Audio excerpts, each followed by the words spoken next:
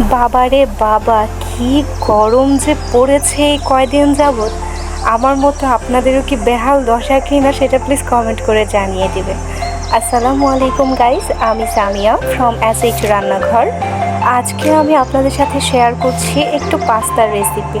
তো আমি এখানে 1 কাপ এবং 1 কাপের চেয়ে একটু কম, অর্থাৎ 1.5 কাপের চেয়ে একটু কম পাস্তা নিয়ে নিয়েছি। এখানে আমি বিভিন্ন শেপের পাস্তা নিয়েছি। অনেকে যে কোনো একটা সাইজ প্রেফার করে, তো আমি ভাবলাম যে সবগুলো মিলিয়ে একটু করে দেখা যাক কী হয়। আর এখানে 3টে টমেটো নিয়েছি, সেই 3টে টমেটোর মাথাগুলোকে আমি একটু কেটে দিয়েছি, যাতে করে একটু সিদ্ধ করার পর খোসা ছাড়াতে আমার একদম অসুবিধা হয়। তো একটা হাঁড়িতে কিছুটা পানি দিয়ে আমি এই টমেটোগুলোকে সিদ্ধ করে নিচ্ছি একটা পেস্ট করার জন্য।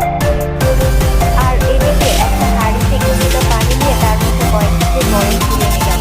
সিদ্ধ হয়ে যাওয়া টমেটোগুলোকে গরম পানি থেকে তুলে জাস্ট ঠান্ডা পানি করে ছেড়ে দিচ্ছি, যাতে করে খোসা ছাড়ানো যায়।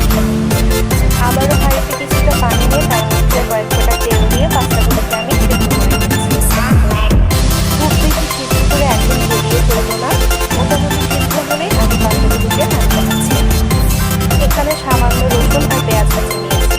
চুলায় একটা হাঁড়ি বসিয়ে দিয়ে যেটার মধ্যে আমি একটু বাটার গলিয়ে নিয়ে তার মধ্যে রসুন কুচিগুলো আর কিছুটা অরিগানো দিয়ে কিছুক্ষণ সটে করে নিচ্ছি।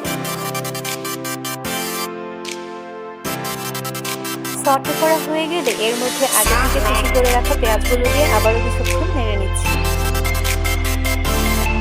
এই পর্যায়ে এটার মধ্যে আমি দিয়ে দিচ্ছি আগে থেকে সিদ্ধ করে পেস্ট করে রাখা টমেটো, কিছুটা চিলি ফ্লেক্স, গোলমরিচ গুঁড়া আর সামান্য একটু লবণ দিয়ে খুব ভালোভাবে মিশিয়ে একটু টমেটো কেচাপ দিয়ে আবার একটু মিশিয়ে নিচ্ছি। I am extremely sorry for that যে এখানে আমি একটু পানি অ্যাড